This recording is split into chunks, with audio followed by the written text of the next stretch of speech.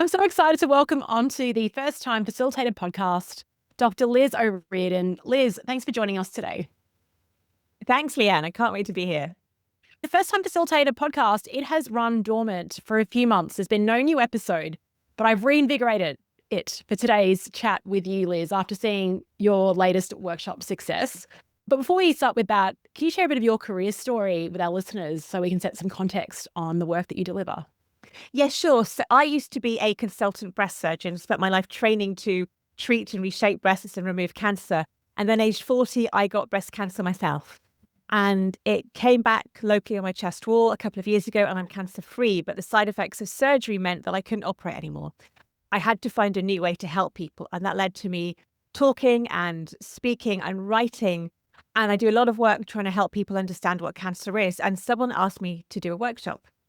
And I thought, I've never done one before. I don't know what to do. Where do I start? It is daunting, right? That's why the book was written, because there's all these experts out there and you're known for your knowledge and your passion for what you do. And people think as well, when you share that, and you're very prolific online, right? So you're an educator. I would say also entertaining. You keep it real and relevant for people. And so you think, oh yeah, I can just run a workshop, right? But it's quite different. Did you find that as you were going through planning and designing your first sesh? Yeah, I did. So I'm used to getting up on a stage and talking, and I kind of riff it, and you get that buzz of the audience. And as a doctor, I was used to teaching on the spot, teaching people how to operate, teaching them to look at patients. But I thought a workshop needs planning. And it's not just me giving a lecture in front of people. I need to get them to do things. And how do I know what to get them to do? And will they like it? And it was like, I just don't know where to start. So this all led down to before your workshop? Was it maybe the weekend before your workshop? I think you did a post on, this is how we've just connected, by the way. This is the first time Liz and I had a conversation. And then I don't know how you found the book, but I get this lovely post from you about how you've been using it to design the session. I went on Kindle and I was looking for books, how to do a workshop. And I read all the books and then panic and do nothing. Some of them were really complicated. And then I found yours, like 2-hour workshop. I'm doing a 2-hour workshop. Let's have a look. I thought, oh my goodness. I'm doing my workshop in 3 days. I wish I'd found this a month ago, but suddenly it was a really easy structure to follow and it clicked. And I'm quite good at doing things last minute. I almost need the wind at my ass. There's a deadline. I'm going to go and do it. I thought, wow, okay, what props do I have in the house? Because I don't have time to get this. And there were so many things I hadn't thought about. And I just thought, I've got a plan. I'm not scared anymore. I can do this. So good. I love that. And I can feel that energy coming from you. Because I think you did a video as well before and then after. And actually, I'm going to commend you on doing that. Yeah, because I'm terrible at recording the content before and after because I'm so focused on the moment. How did you do that? I'm just curious.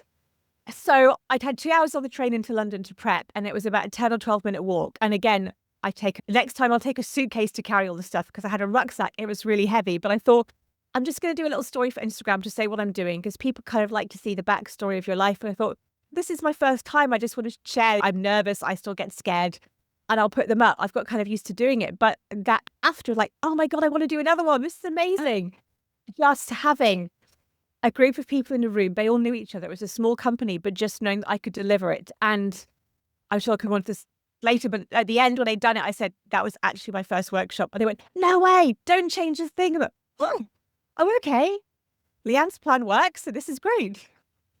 I think you're giving me too much credit. I think you've got to the plan is good, but it's also it was the little things like take sweets, genius, and different props and a video. You said in your book to send a video to people beforehand to say, hi, this is me. I'd never thought of doing that, but they actually said it was a really great way of, this is me, this is what I'll be talking about, this is what to expect. Because I know videos are often really more personal than getting a PDF. So just those little things to introduce me to them, I thought, I'm not scared anymore because they know me.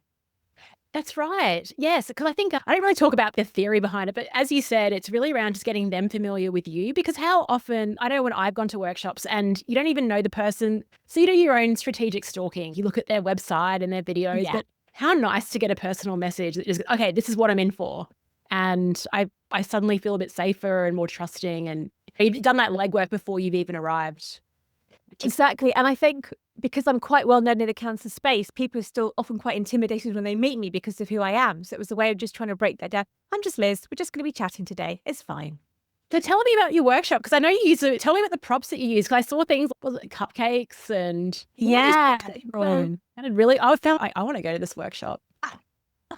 The workshop was all about explaining what cancer is and how it happens, and how breast cancer is treated and what needs people with breast cancer have, because they're a digital platform trying to create a one-stop place where you can get all your questions answered. And I thought I could do 5 hours on this. So I was going to take cupcakes just to try and explain margins in breast cancer surgery. So you've got a bit of icing on the top of the cupcake that's the cancer, then the cake on the outside is the normal breast tissue. But it was so hot and muggy, I thought these are just going to melt. So the cupcake stayed behind. But I had a conversation open, and then the first task was using Jenga. And that was brilliant. I was kind of using it to explain how mutations happen by taking blocks away until it all falls down. And I had them split up into 2 teams, and it was like a race. Who can keep the Jenga tower the highest? And it was really interesting because one group took all the ones out the middle. So it was really stable, but very quickly they realized it was going to fall down because they had to start taking the one of the remaining 2. Whereas the others were really more gung-ho and taking out the side ones. And a really great way of, wow, we're all buzzing. That was cool.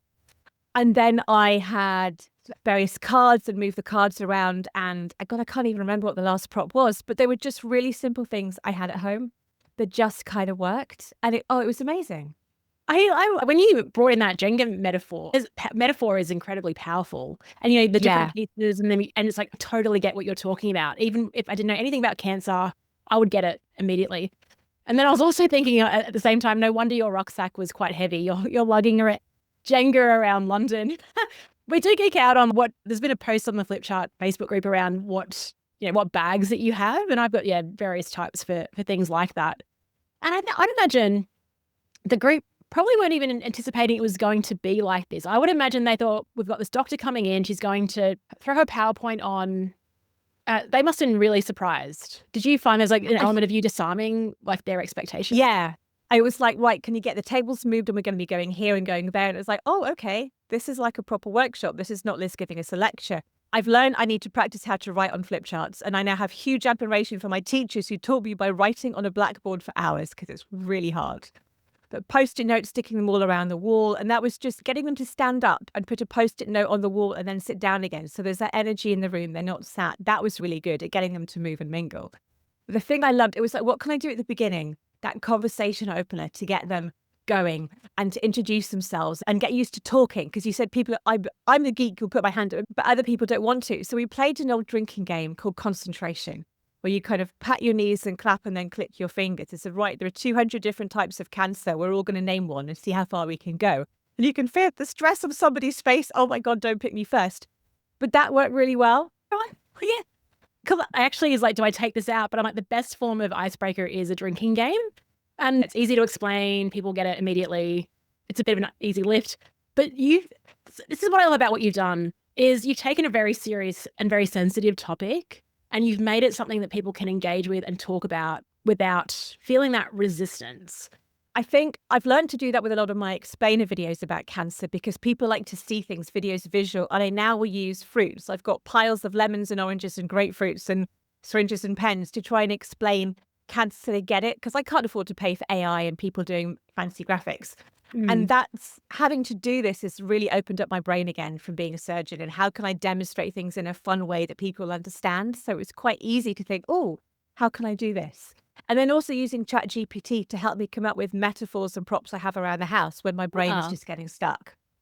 That's really clever. What you could even do, I love that use case of AI. I have never thought about it, but I could take a photo of the cupboard behind me. You wouldn't know, but there's like a ton of props and Post-it notes and things in that, cards. I could just take a video of that or photos, upload it to AI and be like, what could I use here for my workshop? Yeah. So I just said, what can I use around the house that I normally have to explain this concept? Give me 5 different visual metaphors. And I often use that for planning my videos. If I can't think of a way to explain a cancer concept, I'll say, right, I like using fruit, or I like using this. What can you come up with? And then I'll say, well, actually, they're very male orientated. My audience is mainly female, so I don't want to talk about footballing. Can you give me something else? And it's a really good starting point, because it's hard to think of it stuff yourself. It is. And there's a real power in metaphor. Working with the group yesterday, we were talking about brevity. And it's like the best way to be brief is to use metaphor, because it's relatable, people understand. And then if you've got the props, that adds even more weight as well. It seems like you're very creative, and maybe you've had that your whole time. But when I think of surgeons, I think highly intelligent, structured people. It's a very compliance driven, high risk, obviously. Yeah. How have you always been creative, or is this like a resurgence of this part of you that maybe was left dormant? I don't know. Were you creative when you were a surgeon? It's funny. I would say a surgeon, I'm not creative, but I'm technical and I can follow a plan and I can do it. And you tell me what to do and I will do it because surgery is following the method. But when I got into breast surgery, it's like tailoring and dressmaking. And how can I take a G cup breast and reduce it down to a D cup and do it? So I've kind of that led to the creative bit. I've always done knitting and crochet and sewing and that kind of stuff. But this form of creativity is like I write books, but to write a novel, to make something up, oh my goodness, that's scary. I need a plan to follow.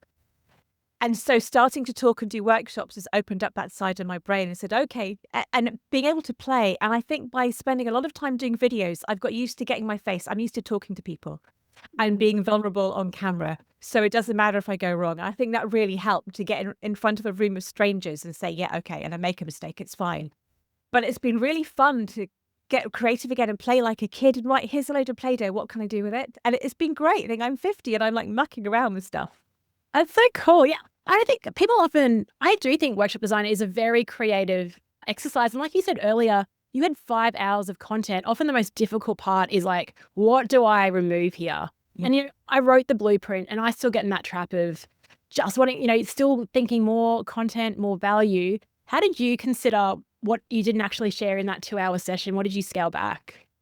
So I think one thing I've learned from doing my talks is it's not about me, it's about the audience and having a really good prep call. What do they need to know and what does success look like for them? And what do you want them to take away? And I thought I can tell them everything they need to know about breast cancer, but actually they're designing a platform. So it was all leading up to what does a woman in her 30s with breast cancer need? What questions is she asking? Getting them to get inside that woman's head, from a physical, emotional, sexual, spiritual, what are her problems and issues? And then what are you going to do as a company to help do that? So it was like, okay, this isn't me telling you the problems that millions of women have. This is how are you going to use them to help?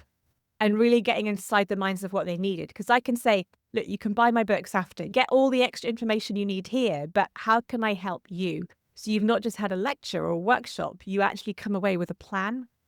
And that's the bit that took the time and the thinking. And in writing, we say, kill your darlings. You love talking about this, but they actually don't need to know because they're not cancer scientists. They're digital tech guys who just want to get the basics. And I think it's always coming back to what do they need to walk out of there thinking, yes, I'm buzzing, I've got a plan. Yeah. And I think, I get a lot of questions around workshops and the future of workshops given AI. We've talked about AI before and how it's been helpful with your design. But I think for the moment, I would say for the next 5 years at least, workshops are still going to be useful because of that use case that you talked about, but the empathy that you have for the topic, the life experience. And it's not about information because, we've got that. We can search for things. It's literally about creating that experience and in that moment, creating some type of shift, I would imagine. Yeah. And I think you remember it when you're actually physically doing something with people, what you've learned. Whereas you can scroll through ChatGPT and read it, but it doesn't go in. It's like with a book, I had to physically sit and make notes. I understand this now. There's got to be a process attached to the listening or the reading. And it was those little conversations that you have in the breakout bits of just being able to share and connect with people. And that human connection, that feeling for you as a host thinking, I've done something here. And they think, wow, we've learned something. I think it just gels it all together. So tell me about that post-workshop buzz. And did you go home and reflect on it, or have you reflected on it a few days later? What was your process? So I think during the time, I realized how silent it is when they're all writing for 20 minutes and I'm doing nothing. And I was scrolling through my phone looking for a classical music playlist. So I would then have elevator music to play whilst they're doing stuff because that silence was quite distracting in a way. And I was just randomly talking, thinking, am I distracting them? But I can't do the silence. So I think that was something for me. How do I occupy myself? Because I'm so used to talking. It's like, I've got to be quiet for 20 minutes. What do I do?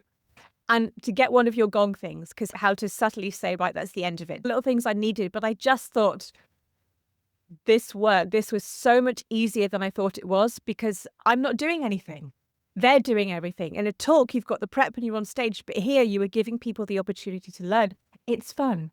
And I want to do more. And this worked. I think some of the stuff I had a million post-its and I didn't have time to go through what the various causes of cancer were to give them feedback. And it's like making a list of things I would send on to them. My tech didn't work. I wanted to share 2 videos of me on Instagram using oranges to explain a project. And even though I double checked in someone else's room, the videos wouldn't load. It's like, no, I'm going to talk through, but you can't see. So just Yeah. those, I wasn't very good at the post follow up. And I think having planned that, this is my post workshop, this is the PDF of everything you learn, this is where to go, because I was doing it all last minute. But Yes. just that feeling of this isn't scary and I can do this and I could do a workshop on anything. Now I have this track follow. That's the plan. But that's the plan because like I wrote it for me because I was getting asked to do all these different sort of topics that I knew stuff on. But then it's like, how do I quickly put it together? And I mean, I love, I always say 2 weeks out, but really I'm putting things together just to make that happen. But I'm curious around energy because energy is a really big part of it. And it's like sometimes I don't have the best night's sleep, but if you've got health issues, that's another thing as well. And so I'm wondering, how do you manage that, your own energy? So I'm always tired on the cancer drugs I'm on, and it's trying to make sure that I don't have a busy day after or before, so I'm not exhausted. I'm always drained afterwards from giving a talk anyway, but I think it's trying to clear the days before and after. I didn't sleep brilliantly, and it's still going through my head. I'm always at last minute, I've got to do this and panicking, because I want to over prepare. Yeah. But I think that can make it worse when you over prepare everything because you don't know what's going to happen. And I had 2 hours on the train just to sit and go through the notes and then think, right, okay. And it's probably before you go into the room to kind of, it's like power posing. They say, stand like Wonder Woman, chest back, shoulders out, take a couple of big breaths and think, they're paying me to do this. I'm amazing. I can do this. Go into that room saying, hi, here you are. And almost fake it until you make it. Try to pretend you're in control. Because when it's a space you've not been in and I got there half an hour early, that wasn't enough to set up the room and things. Ideally, I need an hour. Because I'm still going, and they're coming in, oh, I've not got my Post-its ready. So it takes a lot longer to prepare. But in that hour, you can just sit to think, right, okay, everything's where it needs to be. They can come in now. So getting there early, I think, is really, really important. And it was just making sure that I ate and drank as well. Because it's really easy to forget to look after yourself when everyone's doing everything. I am the worst at that. I actually got another podcast called Leanne on Demand, and I did an episode how I was looking, I hadn't prepared dinner, my husband's away, and I was like, oh, I'll just go to takeout. And yeah, it was just all a bit of a mess. I was hangry, so I was like irritable. Yes. It wasn't, because it's funny, during 8-hour operations, you don't eat or drink because you're in the zone. And then you come out and think, someone get me a Mars bar. And it's kind of like that. So it's, Yes. I thought we were going to stop and I could go and get a McDonald's for lunch on the way home. But no, I'm going to stop and have a proper lunch and actually enjoy a nice lunch, reflecting on what I've just done to give myself good food rather than just grab something to eat on the train. Yeah. Oh, wow. So 8 hours you can't eat when you're in surgery. No, but you don't, everyone else around you is bored, but you're just in the zone. You have no idea what time it is. You're just going, and then you stop, and then it's suddenly, oh my goodness. Most operations aren't that long, but. Yeah. The human body is pretty amazing when you can, The other thing, one question I have for you is just how prolific you are on social media, and the audience that you've built is absolutely outstanding. Do you have any tips for people like me, like solopreneurs that have expertise? All your content is really engaging, like your colors, your brand, everything about it is, I understand.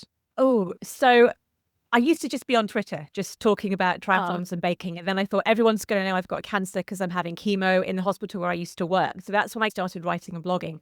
But I started doing video content on Instagram when I wrote my memoir, and publishers said, we can't look at you until you've got 20,000 followers, because without an Instagram profile, we can't market you.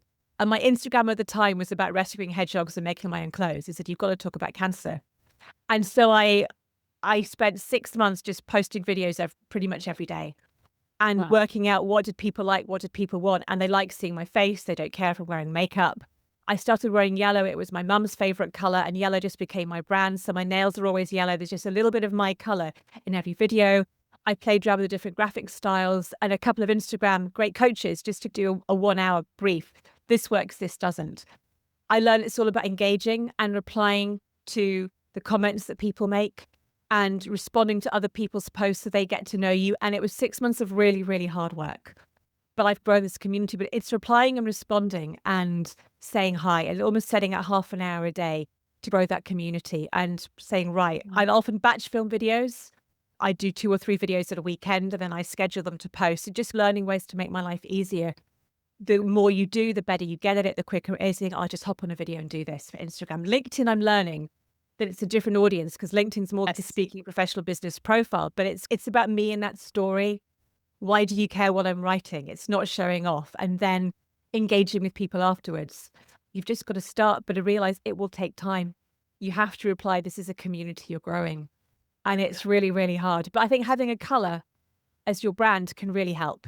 And using the same font or graphic or caption style, people get to recognize that's you and your brand. I was hoping you can tell me something that was a little bit easier, Liz. I don't think there is. And it's like, so Instagram grows pretty quickly, but I'm on YouTube and that can take like a year to Oh, 10,000 followers. They're all amazing. completely different audiences. I've had a video on Instagram that got 1 million views in a weekend. It got 2,000 on YouTube.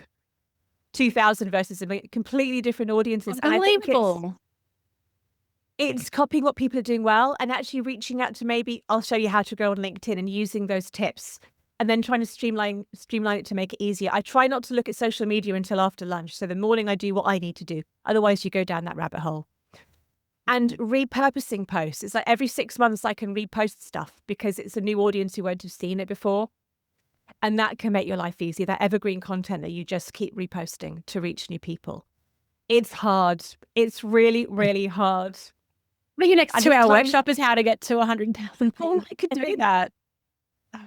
Having a brand, pick a color you love and have something of that color in every video, just to make the branding a bit easier, can help.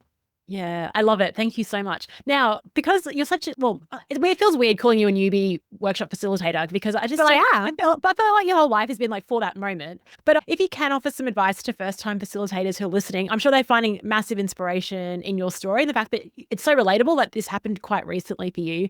What advice would you offer them? They want to learn from you and they are rooting for you to do well, and they don't know what you forget. That's the thing, especially when you're talking. They don't know what you were meant to say because it's not on a slide. So it doesn't matter if you go wrong. You can bluff it. Prep and props. Keep it really, really simple. Sweets, lots of pens and cards. Kind of getting all that stationery beforehand was really, really helpful. And just relax and have fun. You can say, I'm having hot flush. Sorry, I forgot that bit. It doesn't matter. We'll carry on. It's not meant to be perfect. And then I think you can relax and enjoy it.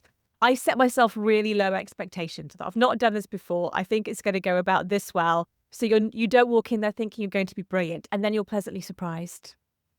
I love that. Actually, Michael Bungay-Stanier, author of The Coaching Habit, who's been on this podcast, his advice was just aim to be barely adequate. I don't think it resonates with what you're saying around lowering your expectations, because you can't be that rock star the minute out of the gates. That sounded like you were, Liz. I'm very proud of you, and I'm so happy we've had this conversation today. Oh.